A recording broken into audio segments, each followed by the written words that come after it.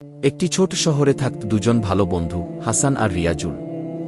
তারা খুব ধনী ছিল না, কিন্তু তাদের হৃদয় ছিল দয়ার আলোতে ভরা। প্রতিদিন ফজরের নামাজের পর তারা শহরের রাস্তায় হেঁটে বের হতো। কাউকে না জানিয়ে রাস্তার পাশে পড়ে থাকা কাটা সরিয়ে দিত, বৃদ্ধদের বাজারের ব্যাগ তুলে দিত, আর গরিবদের দরজায় চুপি চুপি খাবার রেখে আসত।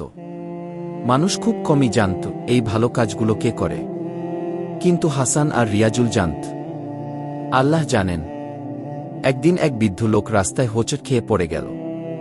দুজনেই দৌড়ে গিয়ে তাকে উঠিয়ে দিল, পানি খাওয়াল, পাশে বসিয়ে দিল। বৃদ্ধ চোখ ভিজিয়ে বললেন, আল্লাহ তোমাদের কবুল করুন। সেই মুহূর্তে তারা বুঝল, মানুষের মুখের দোয়া আর আল্লাহর সন্তুষ্টি, এটাই সবচেয়ে বড় পুরস্কার।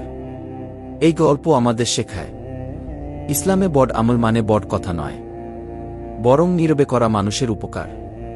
শিক্ষণীয় বার্তা, মানুষের সেবা করা ইবাদতের অংশ। গোপনে করা ভালো কাজ আল্লাহ বেশি পছন্দ করেন। দুজন মিলে ভালো কাজ করলে বরকত বাড়ে।